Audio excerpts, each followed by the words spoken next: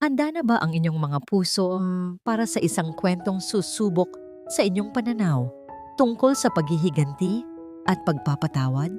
Halina't pakinggan natin ang isang paglalakbay na magpapatunay na kung minsan, ang pinakamalaking tagumpay ay hindi ang paggupo sa kaaway, kundi ang paghilom ng sariling sugat. Sabi nila, ang paghihiganti raw ay parang isang matamis na alak. Ngunit paano kung sa bawat lagok mo nito, unti-unti ka ring nilalason? Paano kung ang tanging paraan para muling mabuhay ay ang paglimot sa pait ng kahapon? Napakalamig ng hangin sa loob ng conference room. Ngunit mas nanunuot ang lamig na nagmumula sa babaeng nakaupo sa dulo ng mahabang lamesa. Ang kanyang pangalan ay Luna Sinagtala, ang CEO ng Hiraya Holdings. Ang kanyang mga mata ay matalim na nakatutok sa mga dokumentong nasa harapan niya. Walang emosyon, walang bahid ng pag-aalinlangan. Bawat galaw niya ay kalkulado, bawat salita ay may bigat. Ito na ang huling pagkakataon, malamig niyang sabi. Ang boses ay sapat lang na marinig ng mga taong nakapalibot sa kanya. Nabigyan na natin sila ng sapat na panahon. Ngayon, oras na para tapusin ang laban. Itinuro niya ang folder na may markang Alabastro Corporation. Ang pangalang yon, para iyong isang multo mula sa nakaraan, isang multong bigla na lang sumulpot para guluhin ang payapa niyang kasalukuyan. Sandaling humigpit ang pagkakahawak niya sa kanyang ballpen. Isang pamilyar na kirot ang gumuhit sa kanyang dibdib, ngunit mabilis niya itong iwinaksi. Bilhin ninyo, utos niya. Ang boses ay matatag at walang bakas ng kahit anong emosyon. Bilhin ninyo ang lahat ng kaya ninyong bilhin. Siguraduhin ninyong sa paglubog ng araw bukas, tayo na ang may kontrol sa kanilang kumpanya. Isang saglit na katahimikan ang bumalot sa silid bago nagunahan sa pagtango ang mga board members. Walang sino man ang nangahas na magtanong. Ang salita ni Luna Sinagtala ay batas. Nang mag-isa na lang siya, dahan-dahan siyang tumayo at lumapit sa salaming bintana ng kanyang opisina. Tanaw ang buong lungsod ng silangan. Ngunit hindi ang mga nagtataasang gusali ang nakikita niya. Ang isip niya ay lumipad pabalik sa isang gabing madilim at maulan. Ang pangalan niya noon ay Sinagtala. Isang pangalang kasing simple ng kanyang mga pangarap. Ang tanging hiling niya lang ay isang masayang pamilya sa piling ng lalaking pinakamamahal niya. Ngunit ang pangarap na yon ay binasag, dinurog, hanggang sa maging abo. Pakiusap dako, huwag mong gawin to sa amin. Pagmamakaawa niya, nakaluhod sa basang sahig habang yakap-yakap ang kumot na kinalalagyan ng kanyang sanggol na anak. Si Daco Alvarez, ang kanyang asawa, ay tumingin lang sa kanya na para siyang isang basahan. Walang pagmamahal, walang awa, tanging pandidiri. Tumigil ka sa pag-arte mo, Sinagtala. Nakakasuka. Anya, wala ka nang babalikan dito. Ang bahay na ito, ang kumpanyang iniwan sa'yo ng tatay mo. Akin na ang lahat. Isang malakas na sampal ang dumapos sa kanyang pisngi. Hindi mula kay Daco, kundi mula sa ina nito, si Daligmata. Ang babaeng may mga matang kasing talim ng patalim. Isang kahihiyan ka sa pamilyang ito, sigaw ni Daligmata. Umalis ka at huwag na huwag mong gagamitin ang apelidong Alvarez. Hindi ka karapat-dapat. Itinulak siya palabas ng pinto. Bumuhos ang malakas na ulan. Agad na binasa ang kanyang damit, ang kanyang buhok, ang kanyang buong pagkatao. Yakap niya ang kanyang anak na si Alab na nagsimula nang umiyak dahil sa lamig. Wala siyang pera, wala siyang matutuluyan, wala siyang kahit ano. Tanging ang sakit at ang sanggol sa kanyang mga bisig. Habang nakatayo sa gitna ng unos, pinanood niya ang dahan-dahang pagsara ng malaking gate ng mansyon. Iyon ang huling pagkakataon na nakita niya ang tahanang inakala niyang magiging kanlungan niya habang buhay. Isang mahinang katok sa pinto ang pumutol sa kanyang pagbabalik-tanaw. Pumasok si Bantayan Soliman, ang kanyang kanang kamay, ang kanyang matalik na kaibigan, ang nag-iisang taong nakakakilala sa kanya bilang si Sinagtala. Tapos na ang meeting, sabi ni Bantayan, may pag-aalala sa kanyang boses. Lumapit ito at inabutan siya ng isang tasa ng mainit na kape. Sigurado ka na ba talaga rito, Tala? Tanging si Bantayan lang ang tumatawag sa kanya sa pangalang yon. Hindi siya sumagot agad. Hinawakan niya ang mainit na tasa, pinapakiramdaman ang init na gumagapang sa kanyang mga daliri. Isang paalala na buhay pa siya, na hindi na siya ang babaeng nagpapatalo sa lamig ng ulan. Kailanman ay hindi pa ako naging ganito kasigurado. Ayon. Sagot niya, ang tingin ay muling ibinalik sa mga ilaw ng syudad. Hindi ito magiging madali, babala ni Bantayan. Alam mong gagawin ni Dako ang lahat. Isang mapait na ngiti ang sumilay sa mga labi ni Luna. Mas mabuti, dahil ako rin, gagawin ko ang lahat. Nang makaalis na si Bantayan, umupo si Luna sa kanyang silya. Binuksan niya ang kanyang laptop at lumabas doon ang isang larawan. Ang larawan ni Daco Alvarez, nakangiti, sa isang business magazine. Ang lalaking kumuha ng lahat sa kanya. Idinikit niya ang kanyang hintuturo sa screen sa mismong mukha nito. Ang kanyang mga mata ay nag-aapoy sa isang damdaming matagal niyang kinimkim. Ang laro. Bulong niya sa sarili. Ang boses ay puno ng lamig at determinasyon. Ngayon pa lang magsisimula, Daco Alvarez. Ang ballroom ng Grand Silangan Hotel ay kumikinang sa ilalim ng mga dambuhalang chandelier. Ang hangin ay puno ng halimuyak ng mamahaling pabango at tunog ng mga matataas na tawanan at nag-uumpog ang mga kopita ng champagne. Para kay Luna Sinagtala, ang lahat ng ito ay isang malaking entablado. At ngayong gabi, siya ang bida sa isang dulang matagal na niyang pinaghandaan. Pagpasok pa lang niya, ang bulungan ay tila mga bubuyog na biglang huminto sa pag-ugong. Lahat ng mata ay napako sa kanya.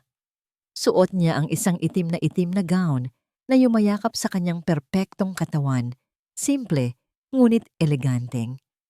Ang kanyang buhok ay nakapusod ng maayos at ang tanging alahas niya ay isang pares ng hikaw na diamante na kumikislap sa tuwing tatamaan ng ilaw. Bawat hakbang niya ay may bigat at layunin. Hindi siya naglalakad, siya ay nagmamartsa. Ang nangiti sa kanyang mga labi ay hindi umabot sa kanyang mga mata. Ang mga matang iyon ay abala sa pag-scan sa paligid. Hinahanap ang kanyang target. Hindi nagtagal. Natagpuan niya ito. Nakatayo malapit sa bar, napapaligiran ng mga negosyanteng tumatawa sa bawat salitang lumalabas sa bibig nito. Si Daco Alvarez, ganoon pa rin siya. Mayabang, kampante, at sanay na maging sentro ng atensyon. Isang malamig na kuryente ang gumapang sa buong katawan ni Luna. Puot, iyon ang pangalan ng kuryente ngayon. Ngunit ang kanyang mukha ay nanatiling isang perpektong maskara ng katahimikan. Naglakad siya papunta sa bar at umorder ng isang baso ng tubig. Alam niyang napansin na siya nito. Naramdaman niya ang mga mata nito na sumusunod sa bawat galaw niya. Hahayaan niya itong mauna. Iyon ang plano. Isang anghel na naligaw sa gitna ng mga mortal. Dumating ang boses na matagal na niyang hindi naririnig nang malapitan. Ang boses na dati ay nagpapakilig sa kanya, ngunit ngayoy nagdudulot na lang ng pait. Dahan-dahan siyang lumingon. Tinitiyak na ang kanyang ekspresyon ay blanko. Mr. Alvarez, sabi niya, ang boses ay kalmado at formal. Ngumiti si Daco.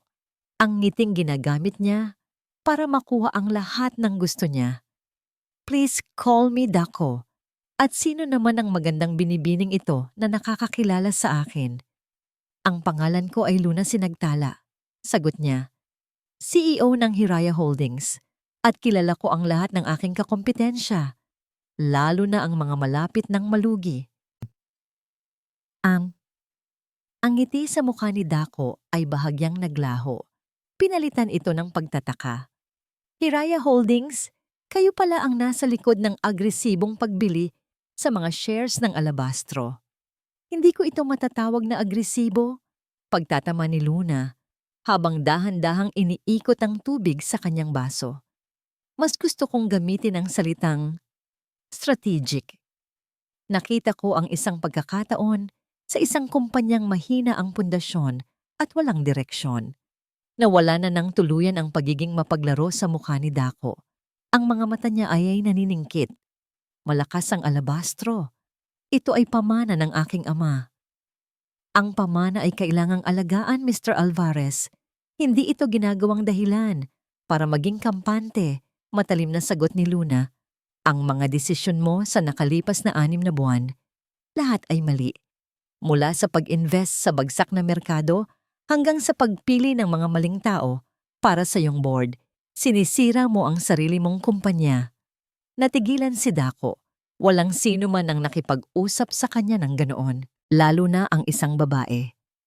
Sa gitna ng kanilang pag-uusap, nahagip ng tingin ni Luna ang isang pamilyar na anino sa di kalayuan. Si Daligmata. Nakatingin ito sa kanila, ang noo ay nakakunot na para bang sinusubukang lutasin ang isang palaisipan. Parang isang lawin na nagmamasid mula sa malayo. Hindi nagpatinag si Luna. Kung papayuhan kita, pagpapatuloy ni Luna, ibinalik ang tingin kay Dako na ngayon ay halatang naiinis na. Mag-ingat ka. Dahil sa mundo ng negosyo, kinakain ng mga pating ang mga isdang nagkakamali. Tumalikod na siya. Pakiramdam niya ay nanalo siya sa unang yugto ng laban. Ngunit sa kanyang pag-alis, hindi niya namalayang nahulog mula sa kanyang maliit na clutch bag ang isang puting panyo. Miss Sinagtala, sandali, tawag ni Dako. Lumingon si Luna. Nakita niyang pinulot ni Dako ang panyo mula sa sahig. Ngunit bago pa man niya ito maibalik, isang bagay ang pumukaw sa kanyang atensyon. Itinaas ni Dako ang panyo malapit sa kanyang ilong. Amoy. Ang pamilyar na amoy ng sampagita.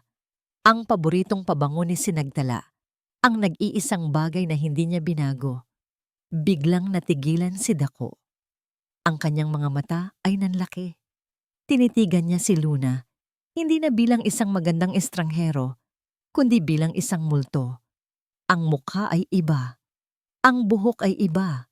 Ang pananamit ay iba. Ngunit ang amoy na yon ay hindi kailanman nagbago. Sino ka? Tanong ni Dako. Ang boses ay halos isang pabulong, puno ng pagdududa at isang biglaang takot. Kinabukasan, ang buong opisina ni Dako Alvarez ay nababalot ng tensyon. Ang amoy ng sampagwita ay tila nanatili sa kanyang isipan, isang palaisipang hindi niya magawang bitawan. Imbestigahan niyo siya. Sigaw niya sa kanyang private investigator sa kabilang linya ng telepono. Gusto kong malaman ang lahat tungkol kay Luna Sinagtala, ang pamilya niya, ang pinag-aralan niya, kung saan siya nanggaling bago siya sumulpot dito sa silangan. Bawat detalye, gaano man kaliit. Ibinagsak niya ang telepono. Hindi siya mapakali. Paano nangyari iyon? Isang patay na amoy mula sa isang babaeng buhay na buhay, isang multo ng kahapon na may mukha ng kinabukasan. Imposible. Si Sinagtala ay isang mahinang babae, isang basahan. Ang babae kagabi, si Luna, isa siyang mandaragit. Habang nag-aapoy sa galit at pagdududa si Dako, ang mundo ni Luna ay payapa. Ang katapusan ng linggo ay sagrado para sa kanya. Ito ang oras para kay Alab.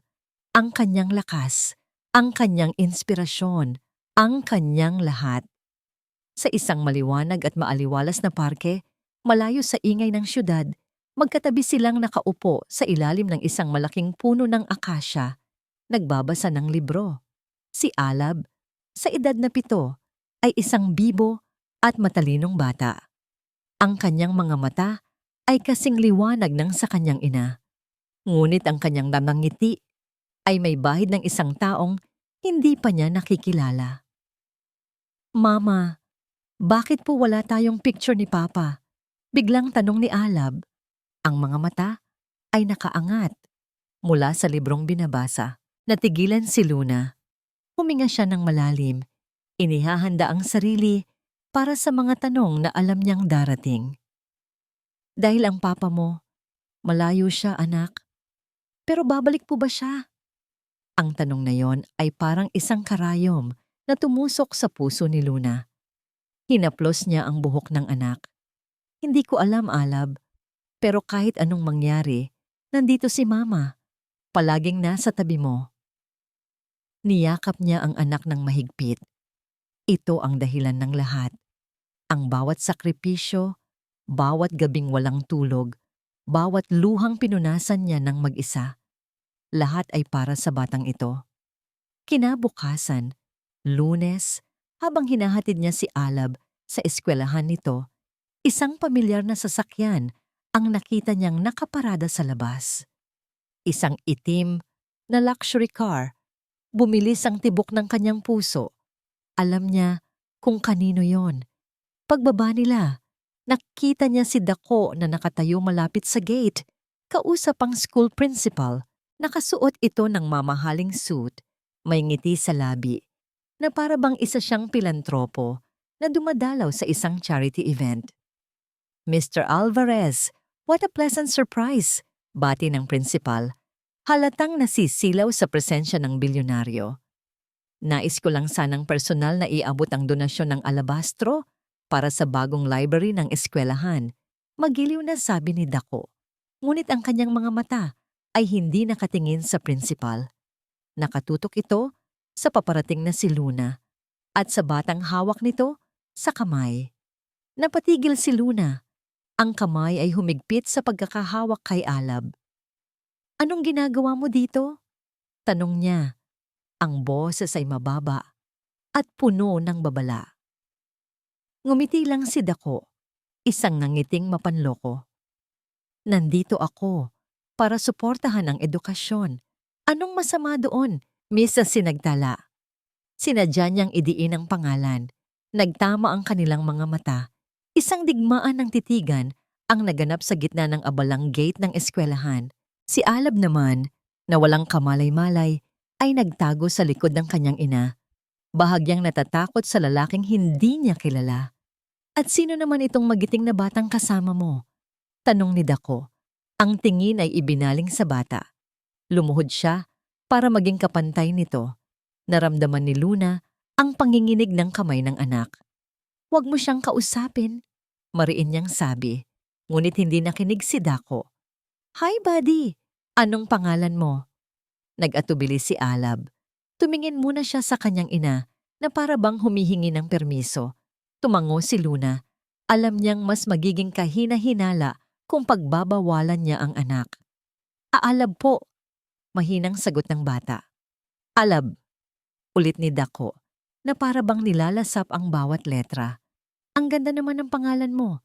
May apelyido ka ba, Alab? Sa pagkakataong yon, si Luna na ang sumagot. Rosario. Ang pangalan niya ay Alab Rosario. Ginamit niya ang apelyido ng kanyang yumaong ina. Alab Rosario. Bulong ni Dako sa sarili. Alab. Ang pangalang pinili nilang dalawa ni Sinagtala noon para sa kanilang magiging anak. Ang amoy ng sampagwita. Ang batang may mga matang pamilyar. Biglang nag-ugnay ang lahat sa kanyang isipan. Ang imposibleng katotohanan ay sumampal sa kanya.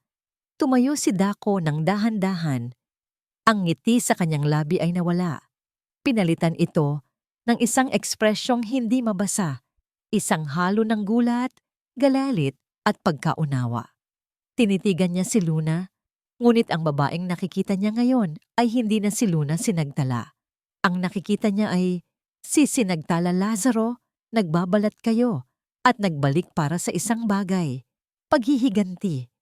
Nagpaalam siya agad sa principal at nagmamadaling naglakad pabalik sa kanyang sasakyan. Pagpasok niya, kinuha niya ang kanyang telepono at nanginginig na tinawagan ang isang numero. Hello? Sagot ng isang matinis na boses sa kabilang linya. Nanginig ang boses ni Dako habang nagsasalita. Ma, bakit anak? Anong problema? Huminga siya ng malalim, sinusubukang pakalmahin ang sarili. Ma, sa tingin ko, bumalik na siya. Sino? Sinong bumalik? Yung demonyo, ma, sabi ni Dako. Ang boses ay puno ng kasiguraduhan at papalapit na panganib. Bumalik na ang demonyong dati nating itinapon. Simula ng araw na yon, nagbago ang lahat. Ang digmaan sa pagitan ni Luna at Dako ay lumabas na mula sa mga boardroom at lumipat sa isang lugar na mas personal at mas mapanganib, ang buhay ni Alab. Ngayong sigurado na si Dako sa tunay na pagkatao ni Luna, alam na niya kung saan ito pinakamahina. Isang hapon, pag-uwi ni Luna mula sa opisina, nadatnan niya si Alab sa sala, tuwang-tuwa, habang hawak ang pinakabagong modelo ng isang handheld game console. Isang bagay na paulit-ulit niyang sinabi sa anak na hindi pa nito kailangan. Saan galing yan, anak? Tanong ni Luna. Sinusubukang panatilihing kalmado ang kanyang boses. Pinadala po ni Papa Mama. Masayang sagot ni Alab. Ipinapakita ang isang maliit na card na kasama ng regalo. Kinuha ito ni Luna. Ang sulat kamay ay pamilyar. Para sa aking kampeyon, sana magustuhan mo. Papa. Isang apoy ng galit ang biglang nag-alab sa dibdib ni Luna. Paano niya nalaman ang address nila? Paano siya nagkaroon ng lakas ng loob? Kinuyom niya ang kanyang kamao, ang card ay nayupi sa loob ng kanyang palad. Alab, napag-usapan na natin to, di ba? Sabi niya, sinisikap na maging malumanay. Masyado ka pang bata para sa mga ganitong laruan. Ang nangiti sa mukha ni Alab ay unti-unting nawala. Pero bigay po ito ni Papa. Sabi po sa card, para sa champion daw po niya. Naramdaman ni Luna ang kirot sa mga salitang iyon. Isang salitang kailanman ay hindi niya narinig mula kay Dako. Champion, isang kasinungalingan. Hindi pa siya tapos magpaliwanag sa anak nang tumunog ang kanyang telepono. Isang unregistered number. Sinagot niya ito. Alam na kung sino ang nasa kabilang linya. Nagustuhan ba ng anak natin ang regalo ko? Bungad ng mayabang na boses ni Dako. Huwag mo siyang tatawaging anak natin. Matigas na sagot ni Luna. At huwag na huwag kang magpapadala ng kahit ano dito. Layuan mo siya, Dako. Isang tawa ang narinig niya. Bakit sinagtala? Natatakot ka ba? Natatakot ka na baka malaman ng bata ang totoo? Na ang ama niya ay buhay at mayaman at hindi isang multo na laging iniiwasan ng nanay niya? Wala kang karapatan sa kanya. Nanggigigil na sabi ni Luna. May karapatan ako. Dugo ko ang nananalaytay sa kanya. Seryosong sagot ni Dako. At kung susubukan mo pa ring sirain ang kumpanya ko, sisiguraduhin kong sisirain ko rin ang mundong binuo mo para sa kanya. Ang banta ay malinaw. Hindi na ito tungkol sa pera. Ito na ay tungkol sa kung sino ang mas may kapangyarihan. Ang mga sumunod na araw ay naging isang impyerno para kay Luna. Ang mga regalo ay patuloy na dumarating. Mamahaling sapatos, mga laruan, isang bisikleta. Lahat ng bagay na kayang bilhin ng pera. At sa bawat regalo, may kasamang lason. Ang mga tanong ni Alab. Mama, bakit po ayaw mong makita ko si Papa? Bakit po siya hindi nakatira dito sa atin? Masama po ba siyang tao, Mama? Bawat tanong ay parang isang patalim na sumusugat sa kanyang puso. Paano niya ipapaliwanag sa isang bata ang kasakiman at kalupitan? Paano niya sasabihin na ang lalaking nagpapadala ng magagandang regalo ay ang parehong lalaki na nagtulak sa kanila palabas sa gitna ng ulan? Isang gabi, habang tinutulungan niya si Alab sa kanyang homework, bigla itong nagsalita. Galit po ba kayo kay Papa, Mama? Natigilan si Luna sa tanong. Tumingin siya sa mga mata ng anak, mga matang puno ng pagtataka at kalituhan. Huminga siya ng malalim. Minsan, anak, Mahinang pag-amin niya. May mga bagay na ginawa ang papa mo na mahirap kalimutan. Pagkatapos ng gabing iyon, tinawagan niya si Bantayon. Sa gitna ng kanyang mga hikbi, ikinuwento niya ang lahat. Ang kanyang galit, ang kanyang sakit, at higit sa lahat, ang kanyang takot. Ginagamit niya ang sarili nating anak laban sa akin. Ayon, sabi niya, ang boses ay basag. Hindi ko alam kung paano lalabanan to. Para akong nauubusan ng lakas. Hindi ka nag-iisa, Tala, mariing sabi ni Bantayon mula sa kabilang linya. Nandito lang ako. Hindi kita pababayaan. Hindi ko kayo pababayaan ni Alab. Ang mga salitang yon ay nagbigay sa kanya ng kaunting lakas. Ngunit alam niyang hindi pa tapos ang laban. Ang pinakamasakit na dagok ay dumating makalipas ang ilang araw. Sinundo niya si Alab mula sa eskwelahan. Ngunit hindi tulad ng dati, hindi ito tumakbo para salubungin siya. Nakaupo lang ito sa isang bench. Ang mukha ay nakayuko. Anak, anong problema? Nag-aalalang tanong ni Luna. Inangat ni Alab ang kanyang mukha. Ang kanyang mga mata ay namumula at puno ng luha. Totoo po ba, Mama? Tanong nito. Ang boses ay nanginginig. Sabi po ng kaklase ko, masama ka raw po kasi pinaghihiwalay mo raw po kami ni Papa. Ang mga salita ay tumama kay Luna na parang isang malakas na sampal. Mas masakit pa sa sampal na tinanggap niya mula kay Daligmata noon. Ang sarili niyang anak, iniisip na siya ang kontrabida. Niyakap niya si Alab, ngunit naramdaman niya ang paninigas ng munting katawan nito.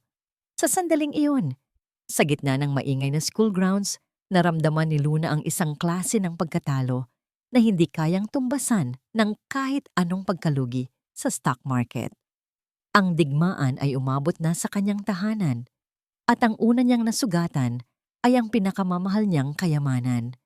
Ang atake ni Dako sa pamamagitan ni Alab ay isang malaking sugat, ngunit ang susunod na dagok ay isang bagay na hindi lubos na napaghandaan ni Luna. Ito ay isang atake mula sa anino, mula sa isang kaaway na mas matalino at mas malupit sa sining ng psikolohikal na pakikidigma. Si Daligmata Alvarez. Isang hapon, habang papalapit si Luna sa gate ng eskwelahan para sunduin si Alab, isang kakaibang eksena ang kanyang naabutan. Ang mga kapwa niya magulang na dati ay binabati siya ng mga ngiti ay ngayon ay nagbubulungan habang nakatingin sa kanya. Ang kanilang mga mata ay puno ng paghusga at awa. Isang malamig na kaba ang gumapang sa kanyang dibdib. Anong nangyayari? At doon, sa gitna ng isang maliit na grupo ng mga ina, nakita niya ang pinagmulan ng lahat. Si Daligmata. Nakasuot ito ng isang eleganteng puting bestida at perlas, ngunit ang kanyang mukha ay larawan ng isang kaawa-awang biktima. May hawak siyang isang panyong may burda na paminsan-minsan niyang idinadampi sa kanyang mga mata, na para bang pinipigilan ang pagpatak ng mga luha. Ang kanyang boses, kahit mahina, ay malinaw na naririnig, puno ng hinagpis at pagdurusa. Hindi ko na alam ang gagawin ko, sabi ni Daligmata sa kanyang mga kausap. Ang boses ay nanginginig. Ang gusto ko lang naman ay makita ang aking nag-iisang apo. Ngunit ipinagkakait siya sa akin ng kanyang ina. Pinalalabas niyang masama kaming pamilya para mapagtakpan ang sarili niyang mga kasalanan. Napatigil sa paglakad si Luna. Ang hangin ay tila nawala mula sa kanyang mga baga. Ang kanyang dugo ay nagsimulang kumulo. Ang babaeng ito, ang babaeng walang ginawa, kundi tapak-tapakan ng kanyang pagkatao noon, ay naririto ngayon, nagpapanggap na isang martir. Nang makita siya ni Daligmata, mas lalo pa nitong ginampanan ang kanyang papel. Oh, haya na siya, bulong nito. Sapat na malakas para marinig ng lahat. Biglang tumahimik ang grupo at lahat ng mata ay napunta sa kanya. Bawat hakbang ni Luna papasok ng gate ay parang paglakad sa ibabaw ng nagbabagang uling. Naramdaman niya ang bawat tingin, ang bawat bulong.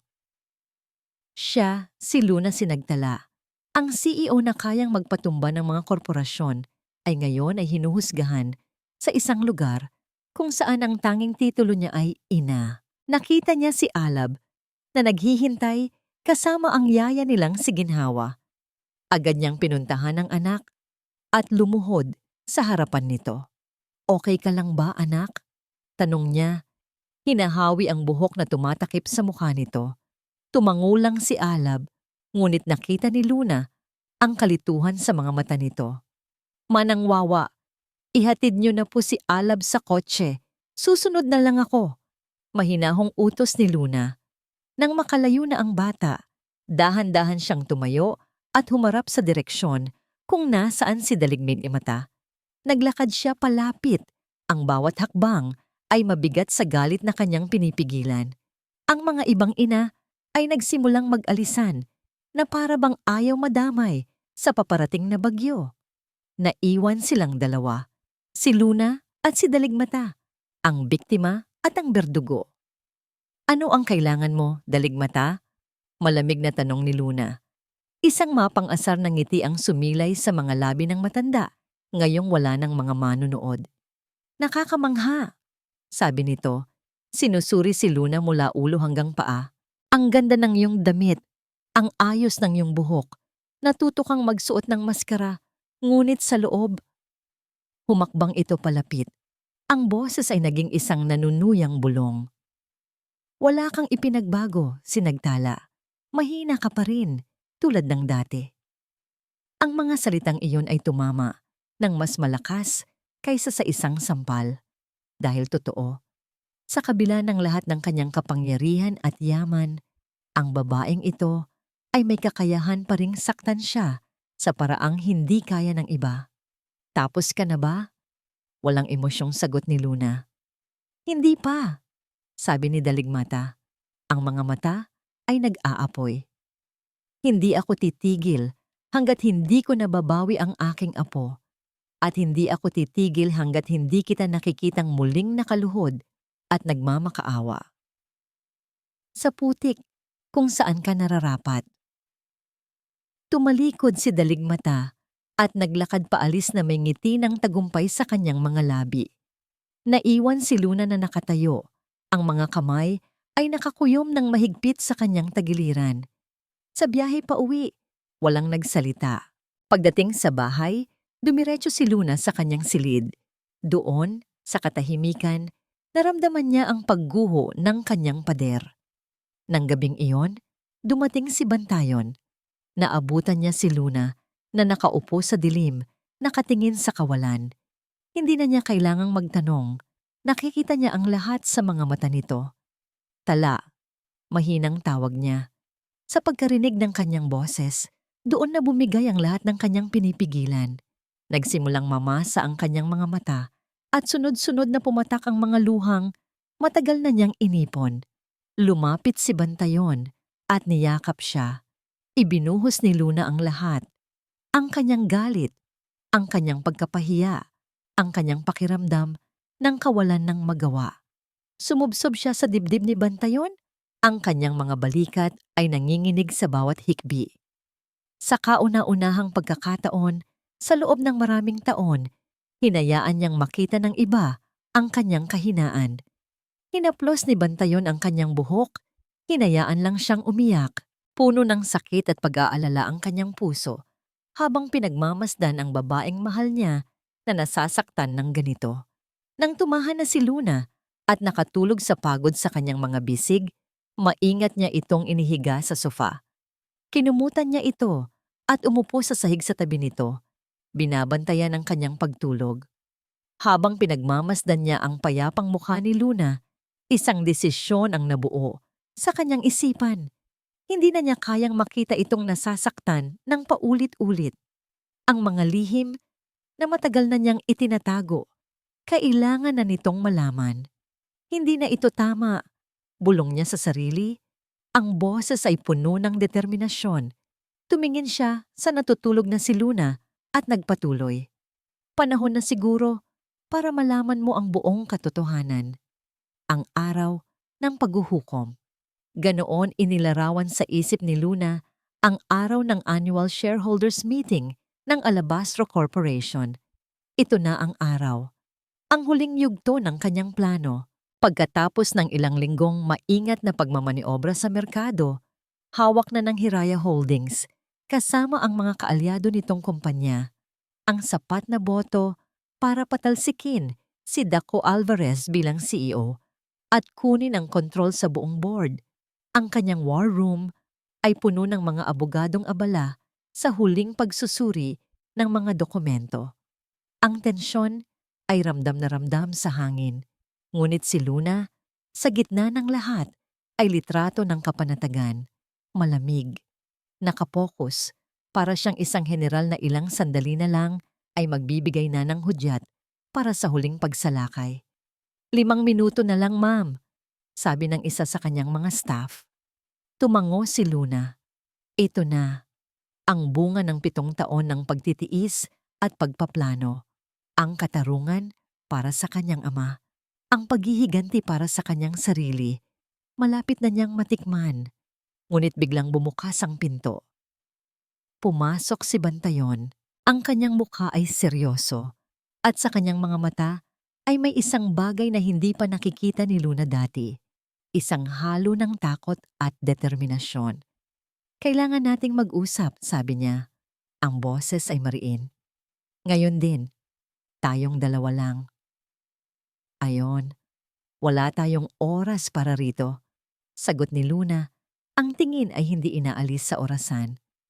Tala, pakiusap, pagpupumilit ni Bantayon. Kung hindi natin ito pag-uusapan ngayon, pagsisisihan mo ito habang buhay. May bigat sa kanyang mga salita na nagpatigil kay Luna. Sinabihan niya ang kanyang team na bigyan sila ng ilang sandali. Nang silang dalawa na lang ang natira, humarap siya kay Bantayon. Ang kanyang mga braso ay nakahalukip-kip. Ano ito, Ayon? Ano ang mas importante kaysa sa araw na ito? Hindi agad sumagot si Bantayon. Tinitigan niya si Luna, ang babaeng minahal niya mula pa sa malayo. Ang babaeng nasaksihan niyang madurog at muling mabuo mula sa abo. Mahal kita, Tala, mahinang sabi niya. Natigilan si Luna. Hindi ito ang inaasahan niya. Ayon, hindi ito ang oras. Ito ang tamang oras. Putol ni Bantayon. Mahal kita. Noon pa. Bago pa man dumating sa buhay mo si Daco. At dahil mahal kita, hindi ko kayang hayaan kang gawin ang isang bagay na sisira hindi lang sa kanila, kundi pati na rin sa'yo. Pinoprotektahan mo sila? Hindi makapaniwalang tanong ni Luna. Pinoprotektahan kita, sagot ni Bantayon. Bahagyang tumaas ang boses. Ang galit na yan. Unti-unti ka nang nilalamon. At mayroon kang hindi nalalaman. Isang bagay na matagal ko nang itinatago. Mula sa kanyang dalang briefcase, inilabas niya ang isang lumang brown envelope. Nanginginig ang kanyang mga kamay nang iabot niya ito kay Luna. Ano eto? Pagkatapos mamatay ng ama ni Daco, ang kanyang abogado, na kaibigan din ng pamilya namin, ay ibinigay iyan sa akin. Lihim. Ang bilin ay ibigay ko lang sa'yo kapag handa ka na. Sa tingin ko, ito na ang panahon na yon.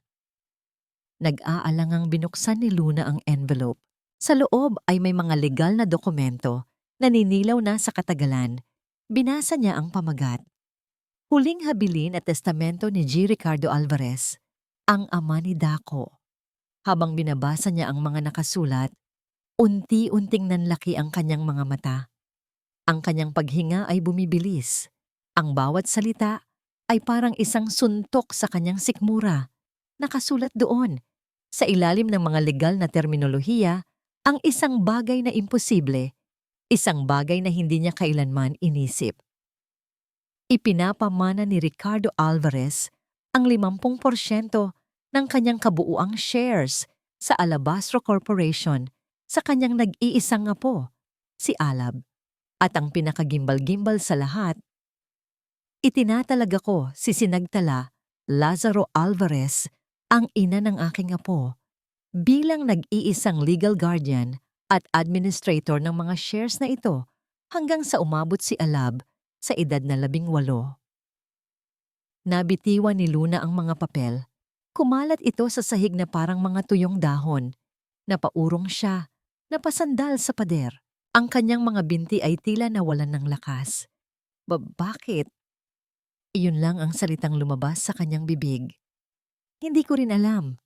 Pag-amin ni Bantayon. Marahil, nakita niya ang kasakiman ng sarili niyang anak.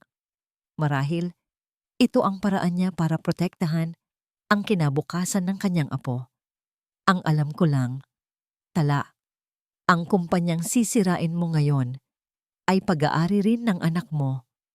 Ang katotohanan ay sumampal sa kanya ng buong lakas. Ang kanyang grandiosong plano ng paghihiganti, ang kanyang huling pagsalakay. Kung itutuloy niya ito, hindi lang niya pababagsakin si Dako. Pabagsakin din niya ang pundasyon ng kinabukasan ng sarili niyang anak. Ang pamana ni Alab. Tumunog ang telepono sa lamesa. Isang paalala. Oras na. Ang shareholders meeting ay magsisimula na. Napatingin si Luna sa mga dokumentong nakakalat sa sahig. Pagkatapos ay tumingin siya kay Bantayon.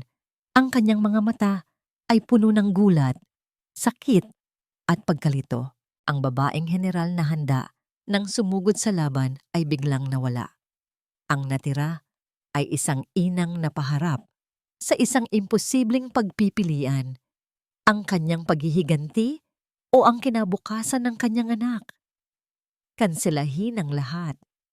Ang dalawang salitang yon mula kay Luna ay parang isang bombang sumabog sa loob ng kanilang war room. Ang kanyang mga abogado at staff ay natigilan. Ang mga muka ay puno ng pagtataka. Pero ma'am, nagsimulang magsalita ang kanyang lead counsel. Nasa atin na ang lahat. Isang hakbang na lang. Sinabi kong kanselahin, ulit ni Luna. Ang boses ay mahinahon, ngunit may bigat na hindi matitinag. Hindi niya sila tinitingnan. Ang kanyang mga mata ay nakapako pa rin sa mga dokumento sa sahig. Ang testamento na sumira sa kanyang perpektong plano. Walang nangahas na magtanong pa.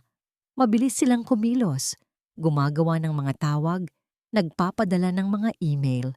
Ang perpektong pagsalakay ay biglang itinigil. Ilang metro na lang mula sa pader ng kastilyo ng kaaway. Nang silang dalawa na lang ulit ni Bantayon ang natira, humarap siya dito. Ang kanyang mga mata ay hindi na puno ng galit, kundi ng sakit at pagkalito. Bakit ngayon mo lang sinabi sa akin ito? Ayon? Tanong niya. Ang boses ay basag. Bakit hinayaan mo akong umabot sa puntong ito? Hinayaan mo akong maging isang halimaw na handang sirain ang lahat, pati na ang para sa sarili kong anak. Lumapit si Bantayon.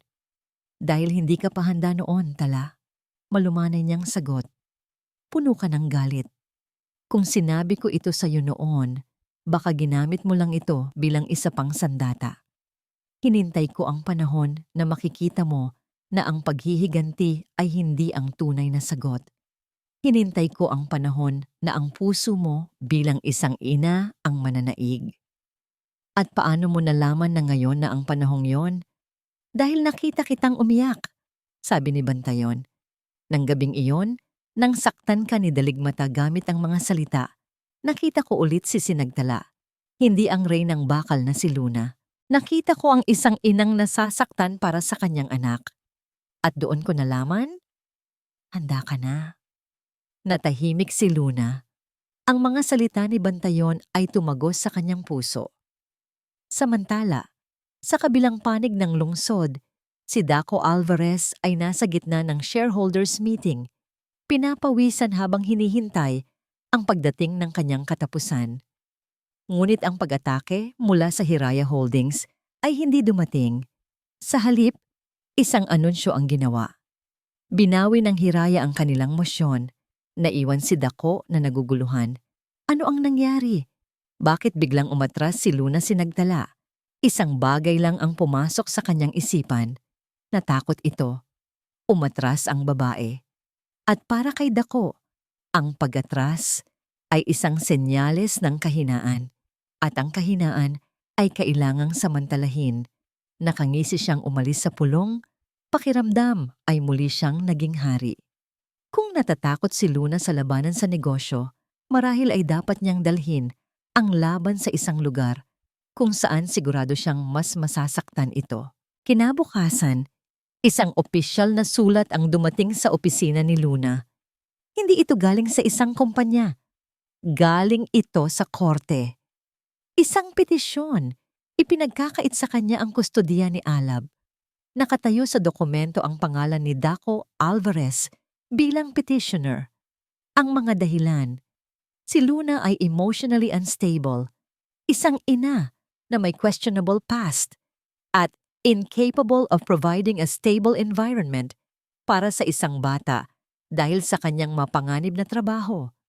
Kung ang testamento ay isang suntok sa kanyang sikmura, ito ay isang patalim na direktang itinarak sa kanyang puso. Binasa niya ang bawat salita, ang bawat kasinungalingan na isinulat tungkol sa kanya. Ang kanyang mga kamay ay nagsimulang manginig, hindi sa takot, kundi sa matinding galit. Ang lalaking nang iwan sa kanila, ang lalaking kumuha ng lahat, ngayon ay inaangkin ang karapatan sa batang minsan na nitong itinuring na basura. Napatingin siya sa bintana, sa labas kung saan ang araw ay papalubog. Ang kulay kahel na liwanag ay nagpapaalala sa kanya ng apoy. Isang apoy na akala niya ay nagsisimula ng humina sa kanyang dibdib. Ngunit nagkamali siya. Hindi ito humina. Nagbago lang ito ng anyo. Hindi na ito apoy ng paghihiganti. Ito na ngayon ang nag-aalab na apoy ng isang ina na poprotektahan ang kanyang anak. Kinuha niya ang kanyang telepono, hindi para tawagan si Bantayon, kundi ang kanyang pinakamagaling na abogado. Ang kanyang mga mata, na kanina lang ay puno ng pagkalito, ay ngayon ay matalim at puno ng isang bagong determinasyon. Ang pag-atras niya ay hindi kahinaan. Ito ay paghahanda. Akala ni Dako ay nanalo na siya sa isang laban. Ang hindi niya alam, si Luna ay naghahanda na para sa isang ganap na digmaan. "Hello," sabi ni Luna sa kabilang linya. Ang kanyang boses ay kalmado, ngunit may nakatagong bakal. "Maghanda ka. Hindi lang natin lalabanan ang custody case. Gagamitin natin ang isang bagay na mas malaki pa dyan." Tumingin siya sa testamento na nasa ibabaw ng kanyang mesa.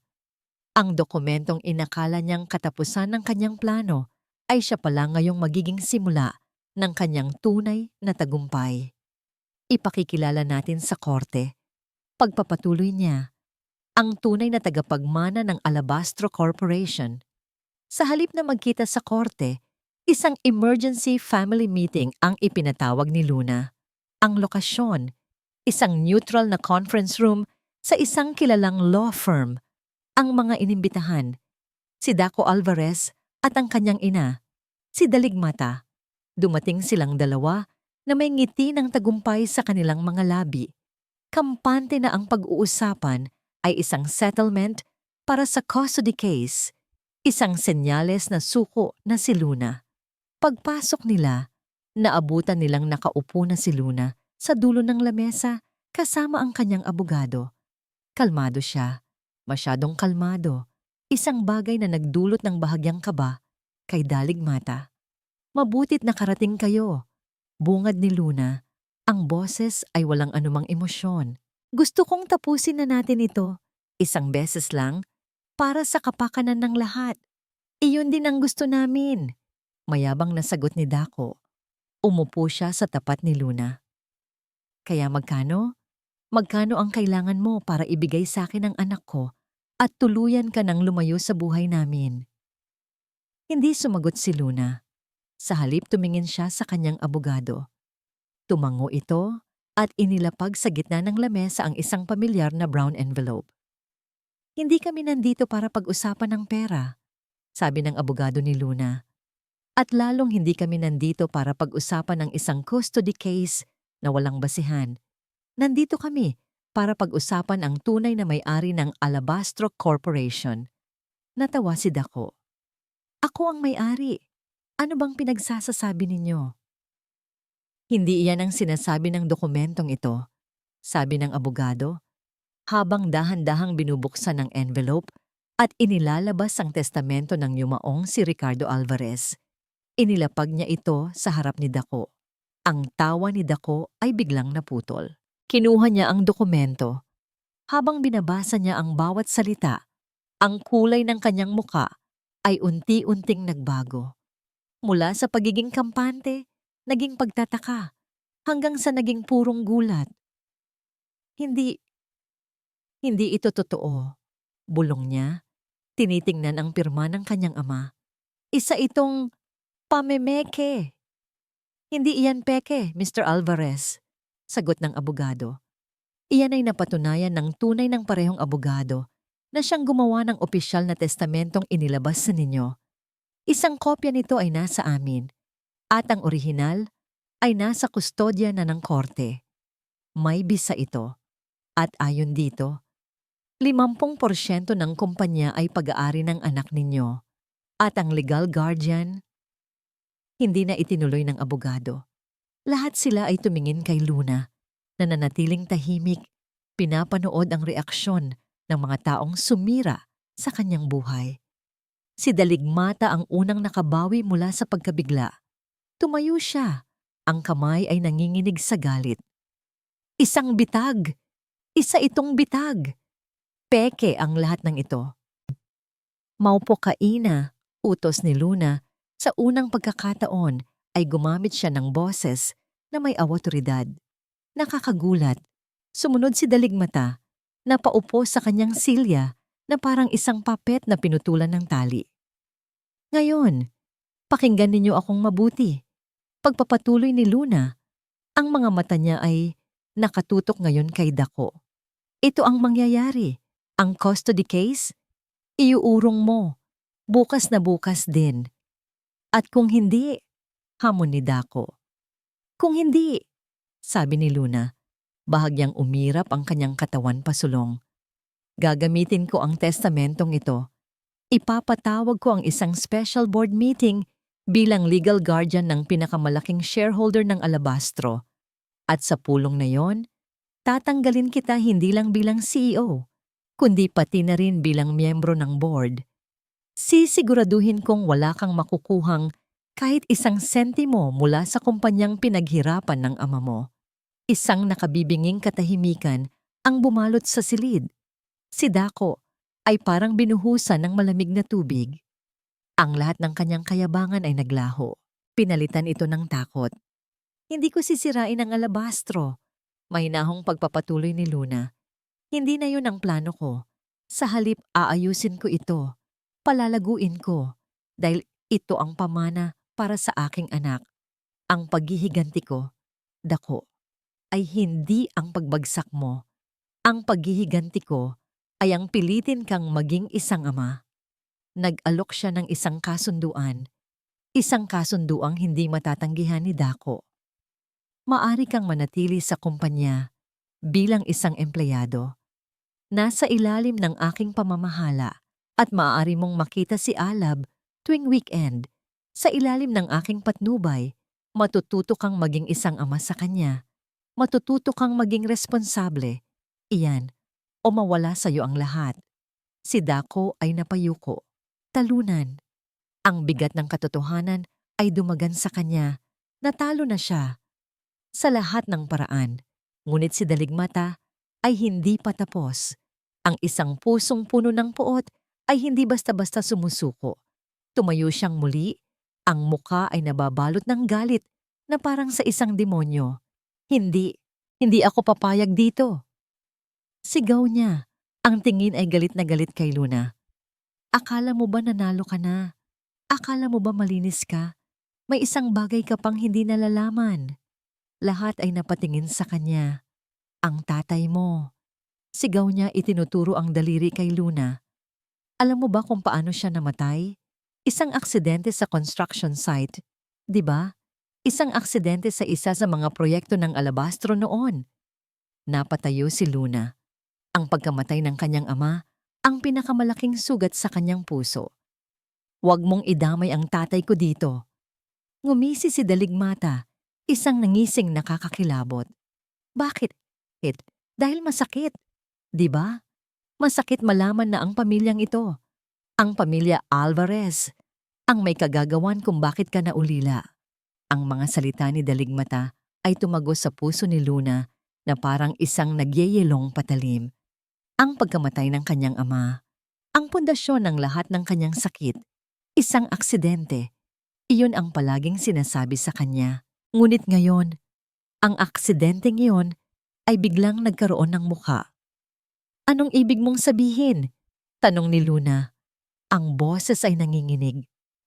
"Ang ama mo ay isang foreman sa isa sa mga construction site ni Ricardo noon." Pagpapatuloy ni Daligmata, tuwang-tuwa sa sakit na idinudulot niya. "Nagkaroon ng problema sa scaffolding. Isang aksidenteng nag-iwan sa'yo na mag-isa sa mundo. At sinong nagtago ng katotohanan? Ang asawa ko, si Ricardo, dahil ayaw niyang madungisan ng pangalan ng alabastro."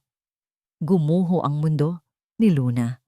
Ang pamilyang kumuha sa kanyang kayamanan, sa kanyang dignidad. Sila rin pala ang may pananagutan sa pagkawala ng kanyang ama. Ang galit na akala niya ay napalitan na ng determinasyon ay biglang nagbalik. Mas matindi, mas nakasusunog. Bago pa man siya makapagsalita, si Bantayon, na tahimik lang sa isang sulok kasama ng mga abogado, ay lumapit. May dala siyang isa pang folder. Hindi iyan ang buong katotohanan. "Ginang Alvarez," mariing sabi ni Bantayon, "at matagal nang tapos ang pananahimik ko." Ibinigay niya ang folder kay Luna. Nag-aalangan man, binuksan niya ito. Sa loob ay mga lumang liham at kopya ng mga tseke. Pagkatapos ng aksidente, paliwanag ni Bantayon, lubos na nagsisi si G. Ricardo. Hindi niya sinadyang itago ang katotohanan para sa kumpanya, kundi para protektahan ang pamilya ng biktima mula sa eskandalo ng media. Lihim siyang nagpadala ng tulong pinansyal para sa pag-aaral mo sa loob ng maraming taon sa pamamagitan ng isang foundation. At ang mga liham na yan, mga sulat na hindi niya kailanman naipadala, ay naglalaman ng kanyang paghingi ng tawad. Binasa ni Luna ang isa sa mga sulat. Ang sulat kamay ng ama ni Daco ay puno ng pagsisisi. Isang malaking bigat ang tila nabunot mula sa kanyang dibdib. Hindi ito pagpatay. Hindi ito kasakiman. Isa itong pagkakamali na pinagsisihan ng lubos. Tumingin siya kay Daco na nakayuko pa rin at kay Daligmata na ngayon ay wala nang masabi. Ang huling alas nito ay nawala ng silbi.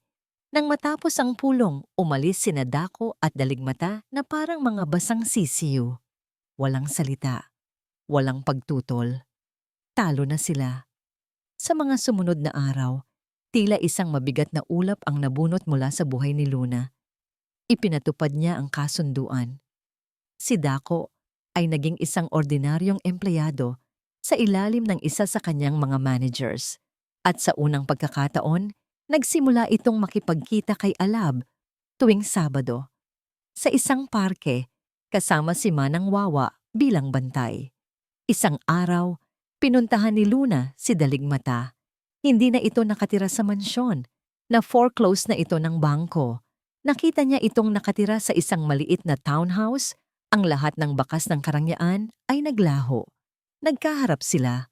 Walang sigawan, walang sumbatan. "Bakit ka nandito?" tanong ni Daligmata. Ang boses ay pagod na. Hindi sumagot si Luna. Inilapag niya lang sa mesa ang isang tseke. Hindi ito malaking halaga, ngunit sapat para makapagsimula siyang muli. "Para saan to?" "Para sa kapayapaan," mahinang sagot ni Luna. "Kapayapaan para sa'yo at kapayapaan para sa akin." Tumalikod siya at naglakad paalis. Hindi na niya kailangan ng pasasalamat. Hindi na niya kailangan ng paghingi ng tawad. Ang kailangan lang niya ay isara ang kabanatang yon ng kanyang buhay. Nang gabing iyon, pinuntahan niya si Bantayon sa dalampasigan malapit sa bayan ng Mahinahon kung saan sila madalas magpunta noon. Tapos na ayon, sabi niya habang nakatingin sa mga alon. Tapos na ang lahat. Ang paghihiganti? Tanong ni Bantayon. Umiling si Luna. Ang nakaraan. Tumingin siya kay Bantayon. Ang lalaking hindi siya iniwan. Ang kanyang bato. Ang kanyang kanlungan. Salamat sa'yo sa hindi mo pagsuko sa akin, lalo na noong mga panahong ako na mismo ang sumusuko sa sarili ko. Palagi akong nandito para sa'yo, Tala. Noon, ngayon, at bukas. Sabi ni Bantayon, ang kanyang mga mata ay puno ng pagmamahal na matagal na niyang itinatago. Dahan-dahan, inilapit niya ang kanyang mukha kay Luna. Sa ilalim ng liwanag ng buwan, sa harap ng payapang dagat, ang kanilang mga labi ay nagtagpo. Hindi ito isang halik ng pagnanasa, kundi isang halik ng paghilom, ng pasasalamat at ng isang bagong simula. Ang digmaan ay tapos na, ngunit ang pinakamalaking tagumpay ni Luna ay hindi ang pagbawi sa Alabastro Corporation. Ito ay ang pagbawi sa kanyang sarili, ang kalayaan mula sa bigat ng nakaraan. Habang nakayakap kay Bantayon, naramdaman niya ang isang kapayapaang matagal na niyang hinahanap. Sa wakas, malaya na siya. Ngunit bago matapos ang lahat, may isa pang pagsubok na kailangan niyang harapin. Kinabukasan, isang hindi inaasahang bisita ang dumating sa kanyang bahay. Si Dako, nakatayo siya sa labas ng gate, wala na ang kayabangan sa kanyang mga mata. Tanging ang pagsisisi. Pwede ko bang makita si Alab? Tanong niya. Ang boses ay halos isang pabulong. Hindi bilang CEO, hindi bilang mayaman, kundi bilang ama niya lang. Makalipas ang 2 taon, ang conference room na dati ay naging saksi sa mga plano ng paghihiganti, ay ngayon ay puno ng tawanan at palitan ng mga makabuluhang ideya. Sa dulo ng lamesa, nakaupo si Sinagtala. Hindi na Luna, kundi ang tunay na siya. Puno ng kumpiyansa, ngunit ang kanyang mga mata ay malambot na. Hindi na ito ang mga matang bakal ng isang reyna, kundi ang mga mata ng isang leader na naglilingkod. Ang proposal na ito ay magbibigay ng mas maraming trabaho sa mga taga-mahinahon, sabi niya sa pinagsanib na board ng Hiraya Holdings at Alabastro Corporation. Ito ay hindi lang tungkol sa kita. Ito ay tungkol sa pagbabalik ng biyaya sa komunidad na humubog sa atin.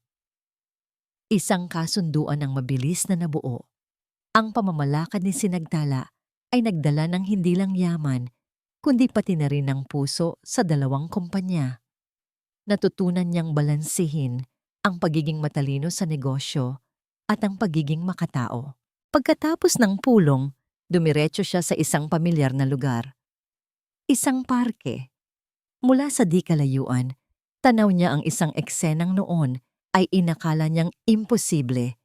Si Alab, 9 na taong gulang na ngayon, ay seryosong nakaupo sa harap ng isang chessboard. Ang kanyang kalaro, si Dako.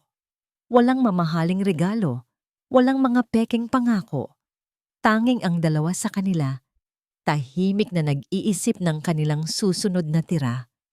Lumapit si Bantayon sa tabi ni Sinagtala, may dalang 2 baso ng palamig. Sino ang nananalo? Tanong nito. Si Alab, palagi. Nakangiting sagot ni Sinagtala. May mga bagay talaga na hindi namamana. Natawa sila pareho. Tumingin si Dako sa kanilang direksyon at bahagyang tumango.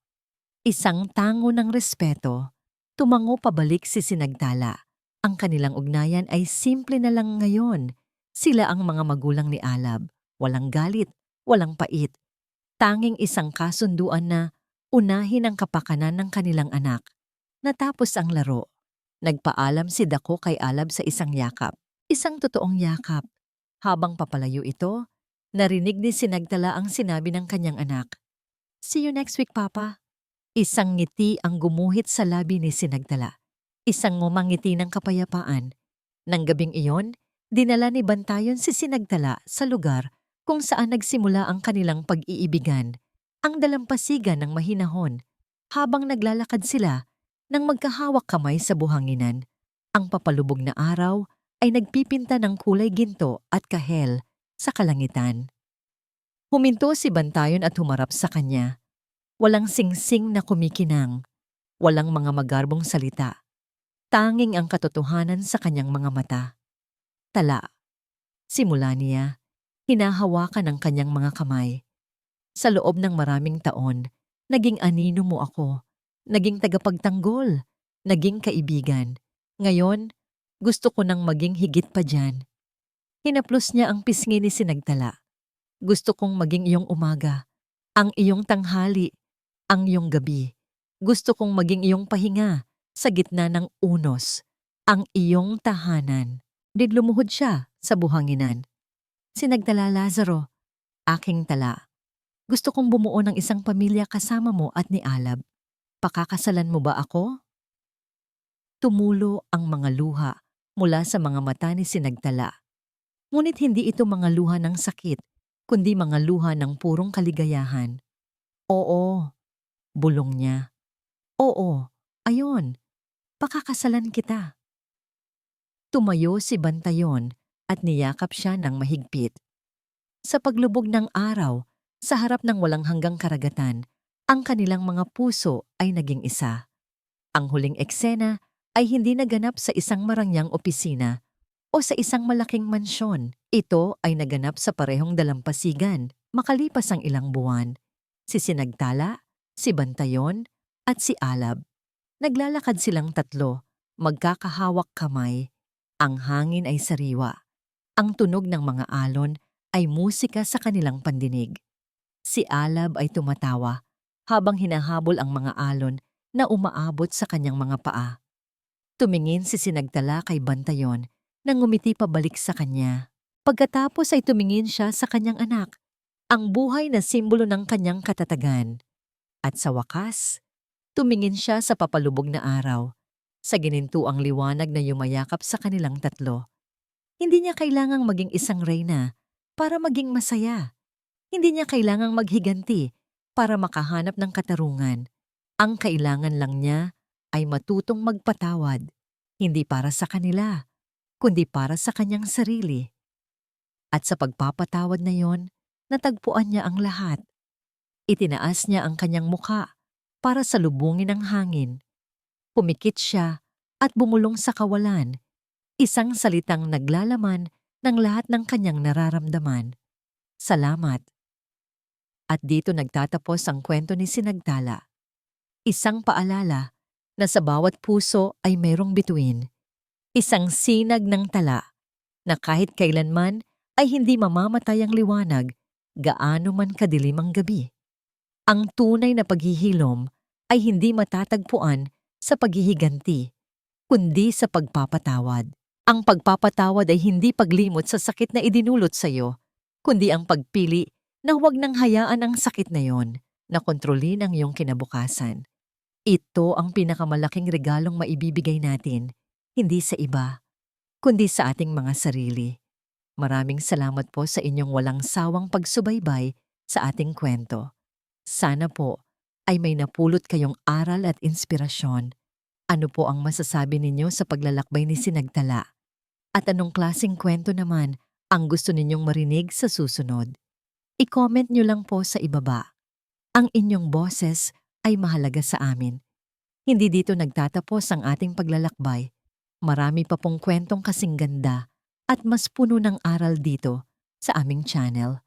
Kung nagustuhan nyo ang kwentong ito, i-like, i-share sa pamilya at mga kaibigan at mag-subscribe na rin para lagi kayong updated sa mga susunod pa naming kwento. I-click nyo ang notification bell para kayo ang unang makarinig kapag may bago kaming upload. Pagpalain po kayo ng Panginoon, kayo at ang inyong buong pamilya. Hanggang sa muli.